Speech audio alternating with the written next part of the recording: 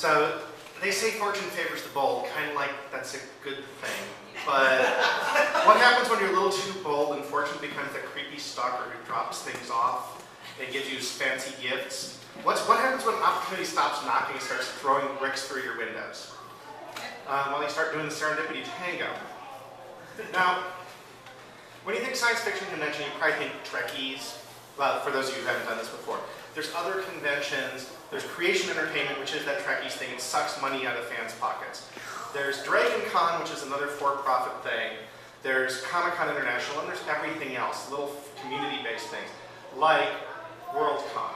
The first science fiction convention ever started in 1939, and Westercon started in 1948. They've been running ever since. I actually met my husband at one of these science fiction conventions. And they travel from location to location. This year's Westercon was here in San Jose. I got a President's Club Premier subscription with Fairmont. I got a free upgrade to a suite.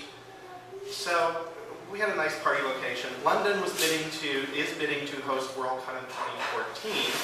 And so we were going to host their party. Well, then the dance began. Okay, so we've been traveling between San Jose and Redding a lot, and there's this place called Granzella's Deli in Williams. It's got a good Italian restaurant. It's got a nice cocktail lounge. It's got taxidermy all over the cocktail lounge. It's a fun place. But we've been stopping there a lot. And after the most recent Bay Area Science Fiction Convention, we ended up sitting next to this poster.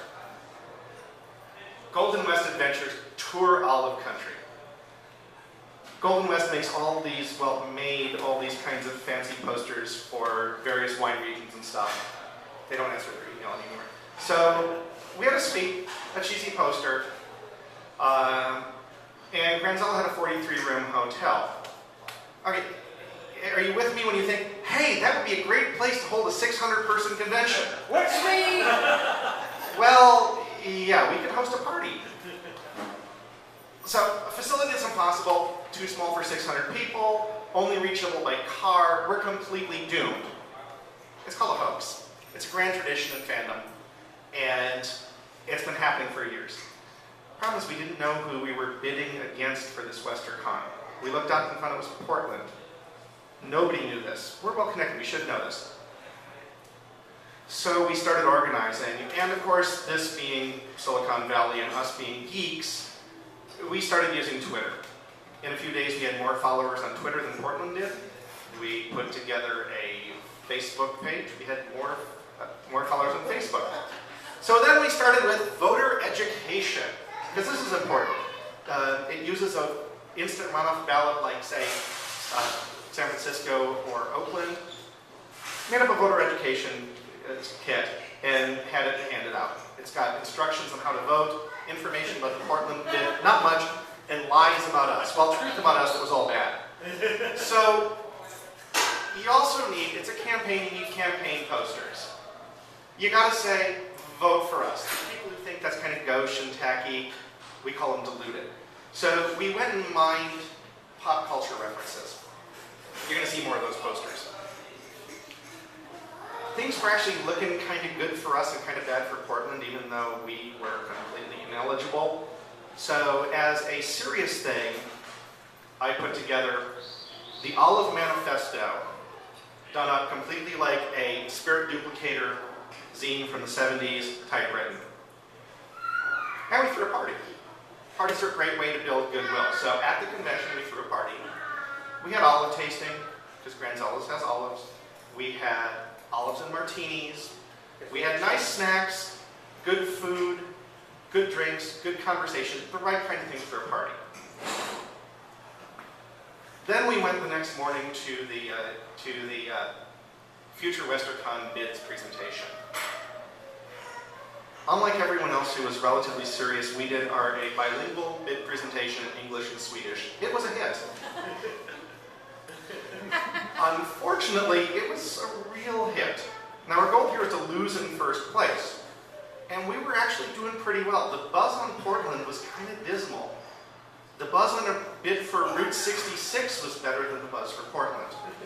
So seriously on track for losing in first place, which we did. Portland lost. We didn't win because we were technically ineligible.